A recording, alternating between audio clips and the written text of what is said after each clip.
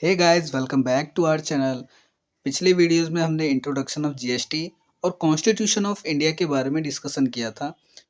Introduction of GST का जो video हमने पहले अपलोड किया हुआ है, वो वीडियो थोड़ा इनकम्प्लीट था। आज मैं इसको पार्ट बी के रूप में यहाँ अपलोड करने जा रहा हूँ, जिसमें मैं डीपली आपके साथ डिस्कस करूँगा कि क्या मतलब ऐसी बात थी जो मतलब जीएसटी लाने से ही मतलब सॉल्व हो सकती थी। जीएसटी से पहले जो हमारा टैक्स सिस्टम था, उसमें ऐसी क्या बात थी और जीएसटी के आने के बाद क्या इसमें मतलब प्रॉब्लम सॉल्व हुई है। तो ये चीज़ हम आज डिस्कस करेंगे। तो बिना टाइम वेस्ट किए डिस्कस करते हैं। सबसे पहले देखिए, before GST discussion we have to find out कि मतलब प्रॉब्लम क्या थी इनडायरेक्ट टैक्स में, मतलब ओल्ड इनडायरेक्ट टैक्स यानी ओल्ड जीएसटी में क्या ऐसा प्रॉब्लम थी जिसके लिए हमें जीएसटी लाना पड़ा। तो सबसे पहले हम बात करेंगे problems and limitation in old system. तो सबसे पहले मल्टीपल टैक्स हुआ करता था पहले, मल्टीपल टैक्सेबल इवेंट हुआ करता था, कास्केडिंग टैक्स पे टैक्स, नो यूनिफॉर्मिटी, कोई यूनिफॉर्मिटी नहीं थी, क्लासिफिकेशन इशू बहुत हुआ करते थे। उसके बाद डिफरेंट डिपार्टमेंट हुआ करता था। अगर डिफरेंट टाइप ऑफ टैक्सेस है तो डिफरेंट डिपार्टमेंट होंगे।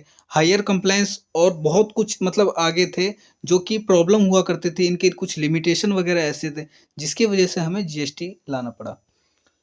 इसके बाद बात करते हैं to remove above problems government introduce GST. Government ने इन सब चीज़ों के लिए एक समाधान ढूंढा जो कि जीएसटी के रूप में इन्होंने हमारे सामने रखा कि जीएसटी जो है वो इन्होंने कब से इम्प्लीमेंट किया, 1 जुलाई ऑफ 2017। ये 1 जुलाई ऑफ 2017 जो हमारे कंट्री में जीएसटी का जो एक्ट जो है इंक्लूड हुआ 2017 से इम्प्लीमेंट किया गया। ये होल ऑफ इंडिया नहीं है, 1 जुलाई 2017 से ये एप्लीकेबल तो हो गया था, लेकिन except Jammu and Kashmir. Jammu and Kashmir ने इसको 8th of December, Jammu and Kashmir ने इसको 8th ऑफ जुलाई को अपना एसेंट के रूप में इन्होंने क्या किया, इन्होंने भी स्वीकार कर लिया जीएसटी को। उसके बाद बात करते हैं पिक्चर आफ्टर जीएसटी। जीएसटी के बाद यानी विद इफेक्ट फ्रॉम 1 जुलाई 2017 क्या हुआ, मल्टीपल टैक्स किस में कन्वर्ट हो गए, जीएसटी में। मल्टीपल टैक्सेबल इवेंट जो हुआ करते थे वो सप्लाई में कन्वर्ट हो गए। एसएससी के नेम वगैरह जो हुआ करते थे वो सप्लायर यानी टैक्सेबल पर्सन के रूप में कन्वर्ट हो गए। इंट्रा स्टेट जो होता है, सॉरी, इंट्रा स्टेट जो होता है, इंट्रा स्टेट किस में कन्वर्ट हो गए, इंट्रा स्टेट में ही। इंटर स्टेट किस में, इंटर स्टेट में। इंटरनेशनल ट्रेड जो हुआ करता था पहले वो भी किस में आ गया, इंटर स्टेट में आ गया। डबल टैक्स अब कुछ भी नहीं है, डबल टैक्स को हटा दिया गया है क्योंकि पहले सप्लाई ऑफ सर्विस और सप्लाई ऑफ गुड्स के नाम पे इसको मतलब अब अलग से डिफाइन कर दिया गया है। कास्केडिंग इफेक्ट जो हुआ करता था वैसा कुछ नहीं है, अब सब कुछ क्या है, क्रेडिट में। यानी अब आपको पता होगा कि इनपुट जो मिलता है ना, इनपुट के साथ इसको मतलब हमने रिसॉल्व कर रखा है। नो यूनिफॉर्मिटी है कोई, क्योंकि वन नेशन है, वन टैक्स है। ये 4 रेट्स है, 2 रेट्स अलग है, वो मैं आपको बाद में बताऊंगा, वो अभी हम डिस्कस बाद में करेंगे। डिफरेंट डिपार्टमेंट है पहले और अब क्या है, one department. Higher compliance cost हुआ करता था, अब लेसर कंप्लायंस कॉस्ट है। तो ये कुछ चेंजिंग ऐसी है। अब देखो, मैं आपको ना अंडरस्टैंडिंग के लिए एक एग्जांपल ऐसे देता हूँ, आपको इस एग्जांपल से बिल्कुल पूरी तरह से समझ में आ जाएगा। तो वो पहले क्या हुआ करता था जब डबल टैक्स था, डबल टैक्स में क्या हुआ करता था कि जैसे वैल्यू क्या थी, वैल्यू 10,000 थी, इस पे एक्साइज ड्यूटी लगाया जाता था। मान के चलो एक्साइज ड्यूटी इन्होंने लगाई 10%। तो 10,000 पे 10% कितना, 1,000 ही क्या हुआ, एक्साइज ड्यूटी लगा दिया गया। तो इसके बाद वैल्यू कितनी आई है, इसके बाद वैल्यू आई है 11,000। उसके बाद सर्विस टैक्स लगाया गया 15% इसी 10,000 पे। उसके बाद क्या, 1,500 रुपये, यानी 10,000 पे 2 बार टैक्स लगाया गया। पहले एक्साइज ड्यूटी लगाएगी 10%, फिर सर्विस टैक्स लगाएगी 15%। फिर इनको ऐड करने के बाद हमारी जो ग्रॉस वैल्यू है, वो ग्रॉस वैल्यू कितनी है, 12,500। यानी सेम वैल्यू पे, यानी सेम वैल्यू पे 10,000 पर 2 बार टैक्स लगा। अब उसी के बाद हम बात करते हैं कास्केडिंग के बारे में। कास्केडिंग देखो क्या था, कास्केडिंग 10,000 है, 10,000 कोई वैल्यू है, हमने वेट लगाया उस पर 12%, 1250, ये हमारा हो गया 11,250। ठीक है, इसी पे फिर सर्विस टैक्स जो है ना, मतलब टैक्स पे टैक्स, यानी टैक्स जो हमारा लगा तो बढ़ के क्या हो गया 11,250। इस पे फिर 15%, यानी फिर 16,887, फिर टोटल हमारा 12,937। ये मतलब टैक्स पर दोबारा टैक्स लगा। तो कास्केडिंग और डबल टैक्स, ये आप इसमें कंफ्यूज मत होना। डबल टैक्स क्या होता है? डबल टैक्स यानी वैल्यू पे ही 2 बार टैक्स लगना। और कास्केडिंग इफेक्ट क्या होता है कि टैक्स ऐड करने के बाद दोबारा उस पे टैक्स लगना। ठीक है? तो ये डिफरेंशिएट था डबल टैक्स और कास्केडिंग के बारे में। इसके बाद नाउ अब क्या है, प्रॉब्लम क्या है ये पता है, सॉल्यूशन क्या है ये पता है। डाउट्स कमिंग इन माइंड क्या आ रहा है, जीएसटी किस आर्टिकल से आया? तो जीएसटी किस आर्टिकल से आया? जीएसटी आर्टिकल 246 ए के साथ आया। जीएसटी किस लिस्ट से आया है? उसकी कोई लिस्ट नहीं है। जीएसटी की किस एंट्री से आया है? No entry. जीएसटी का constitution government wants simultaneously power amend क्यों किया गया? मतलब गवर्नमेंट ये चाहते थे कि देखो इसके लिए कॉन्स्टिट्यूशन जो है ना, कॉन्स्टिट्यूशन अमेंडमेंट जो बिल है ये 122 और कॉन्स्टिट्यूशन अमेंडमेंट एक्ट 101 के साथ ये हमारा जीएसटी इंट्रोड्यूस किया गया है। अब आगे बात करते हैं आर्टिकल 246। ये क्या है? स्पेशल प्रोविजन जो है, जो हमारे रिस्पेक्ट के साथ यानी जीएसटी को हमारा इंट्रोड्यूस करता है। आर्टिकल 246 ए 1 इसके अंदर क्या है? इंट्रा स्टेट सप्लाई है। इंट्रा स्टेट सप्लाई किसके द्वारा? Made by parliament and state assembly. जो कि मैंने आपको कॉन्स्टिट्यूशन ऑफ इंडिया के चैप्टर में भी बताया कि लिस्ट 1, लिस्ट 2, लिस्ट 3 यानी लिस्ट 1 जिसमें सेंट्रल उसमें सेंट्रल के बारे में, लिस्ट 2 किसमें? स्टेट के बारे में। मतलब कौन प्रिवेल करेगा ये मैंने आपको बताया था। लिस्ट 1 में सेंट्रल, लिस्ट 2 में स्टेट और लिस्ट 3 किसका था? Concurrent list. ठीक है? तो ये मैंने आपको वहाँ भी बताया हुआ था। होप करता हूँ आप वो सारी वीडियो वगैरह देख के आप यहाँ तक पहुँचे हो तो आपको बिल्कुल एक-एक चीज़ सही से समझ आएगी। इसके बाद जीएसटी चार्ज लगता है वहाँ के बाद, और जीएसटी चार्ज कौन-कौन सी है? जीएसटी चार्ज है सीजीएसटी, एसजीएसटी, यूटी जीएसटी। अब यहाँ हम बात करते हैं आर्टिकल 246(a)(2। एक हमारा होता है इंट्रा स्टेट और एक हमारा होता है inter state. Intra state, inter state in दोनों के बारे में मैंने आपको ब्रीफ डिस्कशन पिछले वीडियो में दिया हुआ है।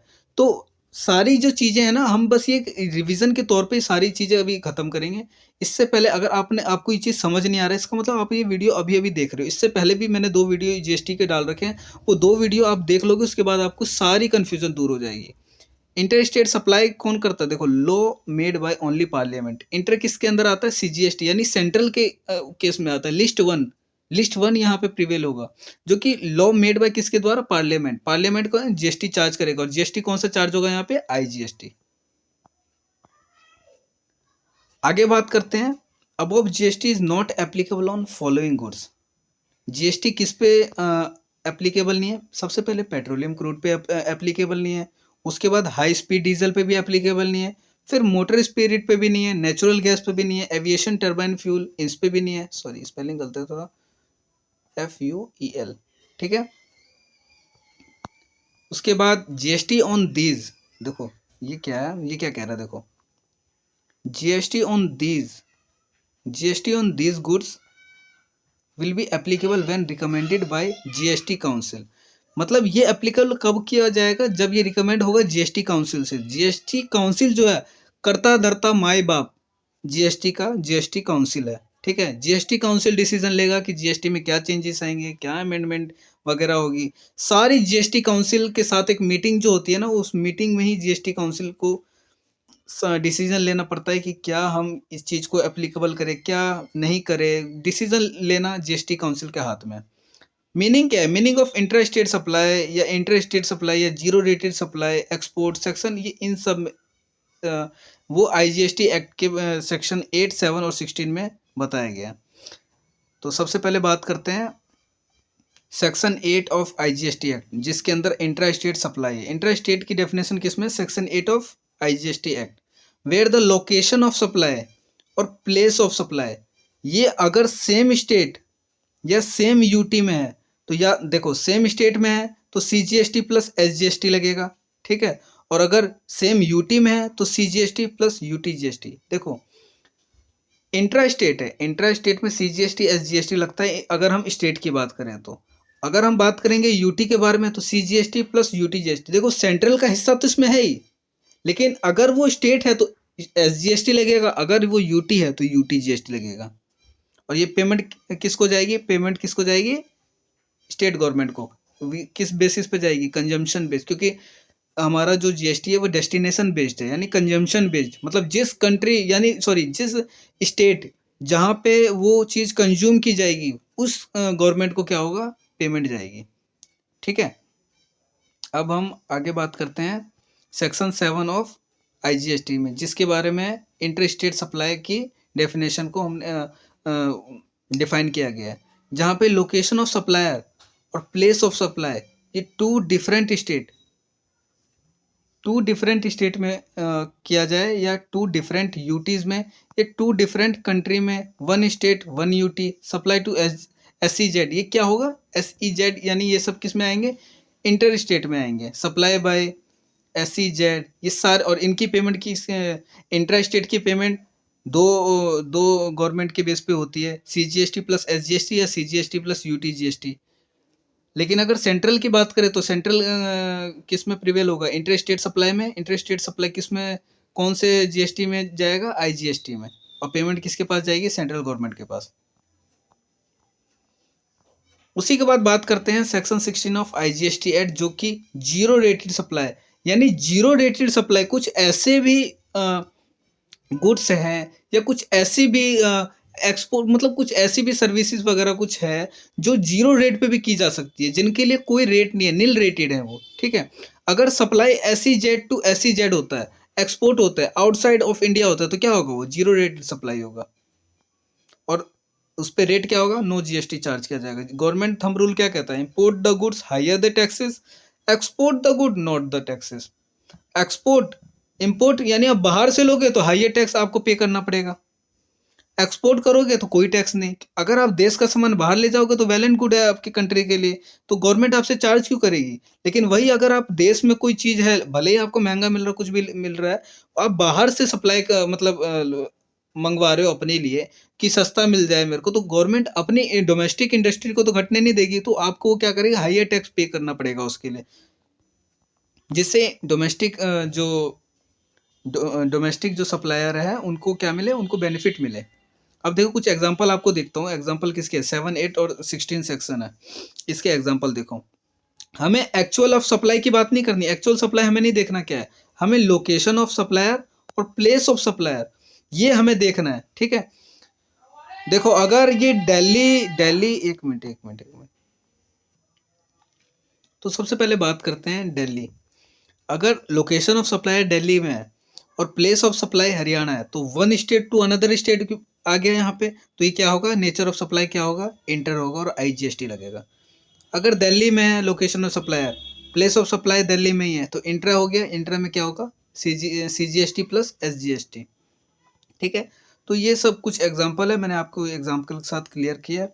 कुछ बेसिक पॉइंट्स हैं हमारे GST के, उसके बारे में हम डिस्कस करते हैं। देखो GST सबसे पहले लेवी कहाँ हुआ था, फ्रांस में हुआ था और 1954 में हुआ था। Last country to adopt GST is Malaysia. सबसे लास्ट कंट्री जिसने अडॉप्ट किया था GST वो क्या है, कौन सा देश है वो, Malaysia. GST is a destination या कंजम्पशन बेस्ड टैक्स, ये मैंने भी थोड़े पहले भी आपको बताया। India has the higher GST rate in the world, 28%। सबसे ज़्यादा परसेंट रेट का 28%, वो हमारा इंडिया इंडिया के पास है 28%, जो कि नेक्स्ट हाईएस्ट है किसके बाद, यानी इसके बाद कौन है, अर्जेंटीना है, जिसका हाईएस्ट क्या है, रेट ऑफ टैक्स क्या है, 27%।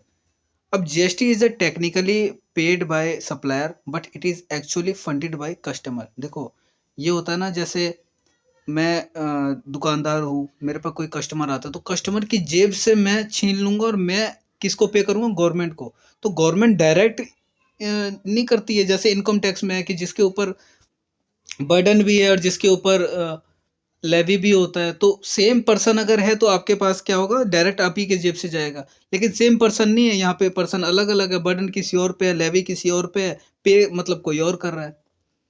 तो ये जो चीज़ है ना, ये GST के अंदर आता है। अब देखो India GST has a 4 general rate structure, क्या है, 5, 12, 18, 28%।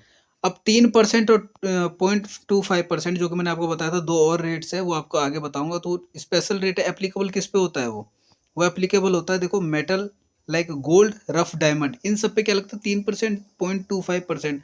Applicable only on goods on precious metals like gold, rough diamond, ETC। इसके कुछ मॉडल्स हैं, मॉडल्स के ऊपर डिस्कस करते हैं हम। ठीक है। देखो कुछ मॉडल्स हैं, मॉडल कौन कौन से हैं, ऑस्ट्रेलियन मॉडल है, कैनेडियन मॉडल है, केलकर शाह मॉडल है, बागशी पाउडर मॉडल है, ठीक है।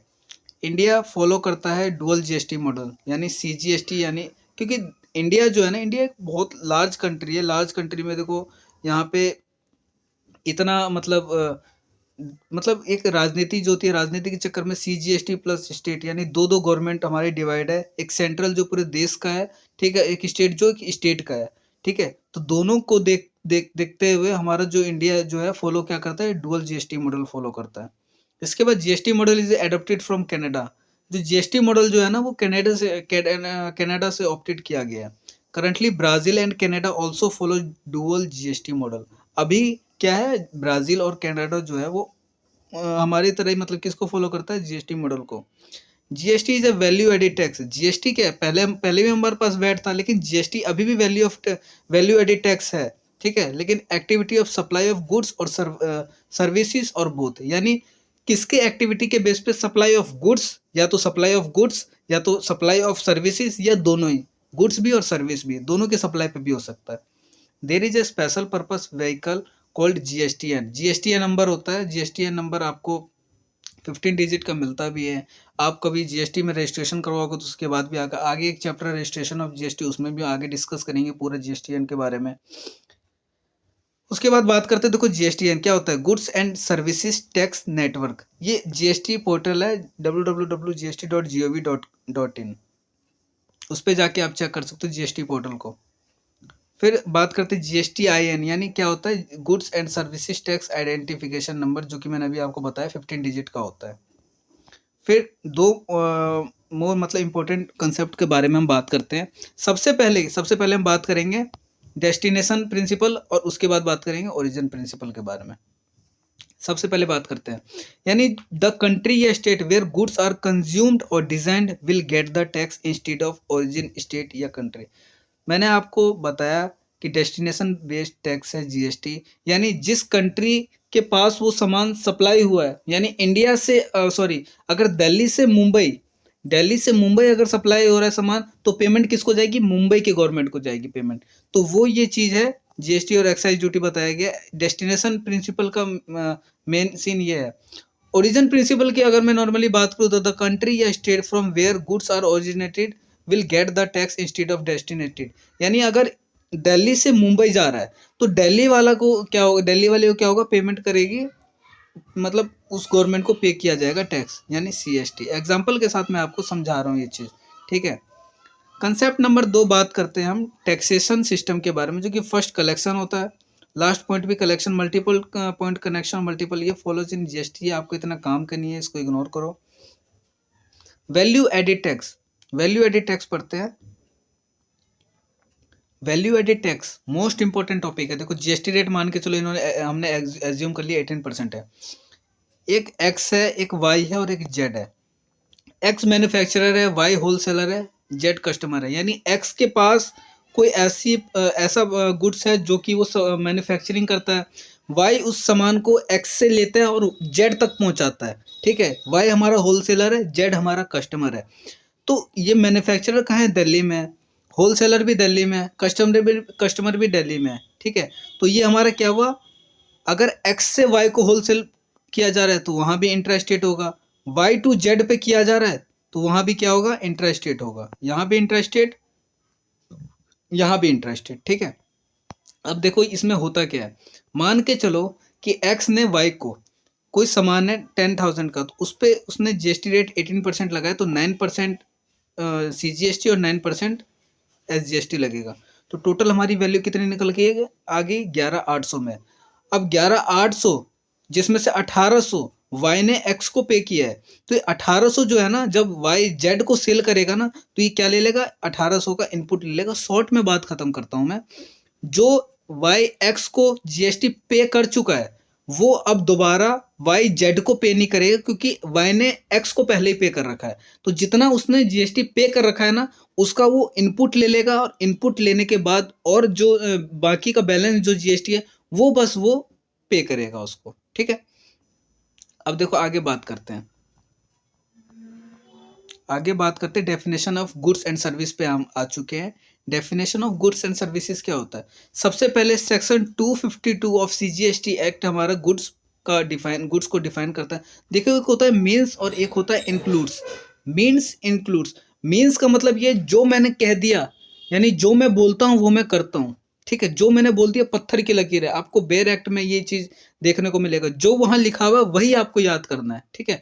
अगर ये है कि पापा को पापा ही कहना है तो पापा ही कहना है, पापा को हम डैडी नहीं बोलेंगे, ठीक है। कोई हम इंक्लूड, इंक्लूड में अगर हम मान के चलो इंक्लूड में कोई डेफिनेशन है तो आप अपनी तरफ से भी कुछ मॉम डैड, डैड पापा को डैडी डैड कुछ भी आप बुला सकते हो। लेकिन अगर मीन्स है, वो फादर की डेफिनेशन में मीन्स है और वहां पे लिखा गया फादर यानी पापा, तो पापा वहां पे फिर डैडी और डैड कुछ यूज नहीं करना है आपको, ठीक है। तो सबसे पहले मैं गुड्स की बात करता हूँ जो कि सेक्शन 252 में है कि any kind of movable property excluding money and security, वो क्या कहलाता है, गुड्स कहलाता है। वहीं सेक्शन 2 सबसेक्शन 102, ठीक है। सॉरी एक मेरे से मिस्टेक हो गई है। जब आप डेफिनेशन की जो पढ़ रहे होते हैं ना, जब डेफिनेशन आप किसी को पढ़ रहे होते हैं तो वहां पे सेक्शन जो है ना, सेक्शन 2 सबसेक्शन नहीं होगा। देखो सब क्या होता है, मान के चलो अगर मैं कोई चीज बोल रहा हूँ, सबसे पहले आता है सेक्शन 2 सबसेक्शन 1, फिर क्लॉज ये। लेकिन अगर मैं डेफिनेशन की बात करूँ ना, तो डेफिनेशन में सेक्शन 2 क्लॉज 52 के बारे में बात करेंगे। तो ये जो सेक्शन 252 क्लॉज था, ये section 252 clause of CGST act, उसके अंदर ये लिखा गया है any kind of movable property excluding money and security. उसी प्रकार section 2 of clause 102 servicing service की डेफिनेशन दी गई है, anything excluding goods and money, ठीक है। यानी सेक्शन 2 क्लॉज 102 में सर्विसेज की डेफिनेशन दी गई है कि anything excluding goods money and securities, वो क्या कहलाएगा, सर्विसेज कहलाएगा।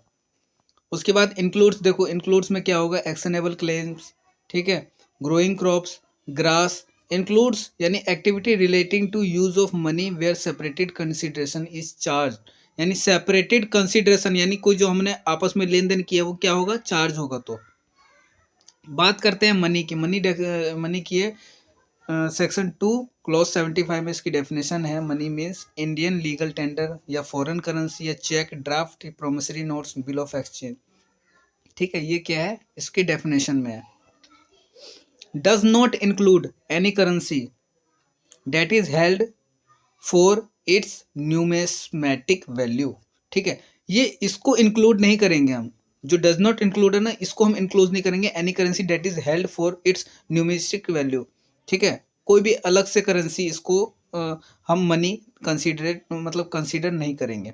Face value not equal, face value not equal to market value, face value जो है वो मार्केट वैल्यू के इक्वल नहीं होगा। सिक्योरिटी क्या कहता है, not defined in GST act, security उसमें एक्ट में डिफाइन नहीं है, जीएसटी एक्ट में। लेकिन नॉर्मल उसकी मीनिंग क्या होती है, shares, debentures, bonds, mutual funds, ठीक है। ये सब क्या होती है इसमें, इसका नॉर्मल मीनिंग ये सब कहलाते हैं। Activity relating to use of money, transaction only in money और transaction not only in money, दो भागों में मैंने डिवाइड किया है। जीएसटी जो कि नॉट लेविड है और जीएसटी लेविड है। जो जीएसटी नॉट लेविड है एग्जांपल क्या है उसके, money deposit in bank, money withdrawn from bank, money change, यानी मनी जो हम, जो पैसा जो हम बैंक में जमा करवाया या जो पैसा हम बैंक से निकाले, या मनी चेंज या पैसा हमने चेंज किया, ठीक है। तो ये किसके एग्जाम्पल है, ट्रांजैक्शन ओनली इन मनी, ठीक है। Transaction not only in money क्या कर सकते हैं हम मतलब कमीशन को है, कमीशन इसका एग्जांपल हो सकता है, ड्राफ्ट हो सकता है, चिट फंड हो सकते हैं, ये सब इसके अंदर आ सकता है। एक्शनेबल क्लेम, एक्शनेबल क्लेम क्या होता है, एक्शनेबल क्लेम यानी actionable claim other than batting, gambling, lottery. देखो ये चीजें, ये चीजें क्या है, ये चीजें सबसे ज्यादा एक्शनेबल क्लेम में मानी जाती है। देन नो जीएसटी, ठीक है। एक्शनेबल क्लेम अदर देन, इन तीनों के अलावा अगर कोई चीज है देन नो जीएसटी। ये कुछ एग्जाम्पल है, ये कुछ की गुड्स या सर्विस किस में आएंगे, ग्रास क्या कहलाएगा, गुड्स कहलाएगा, सर्विसेज नहीं कहलाएगा, ठीक है। ग्रोइंग क्रॉप्स गुड्स कहलाएगा, सर्विसिंग नहीं कहलाएगा। बिल्डिंग गुड्स नहीं कहलाएगा, सर्विसेज कहलाएगा। मोबाइल गुड्स कहलाएगा, सर्विसेज नहीं कहलाएगा। तो ये सब चीज़ें, शेयर्स गुड्स नहीं कहलाएगा ना सर्विस। तो गाइज इसी के साथ ये चैप्टर हमारा फिनिश होता है। नेक्स्ट वीडियो में हम लेके आएंगे इसका नया चैप्टर जिसमें हम डिटेल में बात करेंगे। तो अभी के लिए बस इतना ही। होप करता हूँ आपको ये वीडियो पसंद आया होगा। अगर पसंद आया तो इस वीडियो को ज़्यादा से ज़्यादा शेयर करें। टिल देन बाय बाय, मिलता हूँ नेक्स्ट वीडियो में।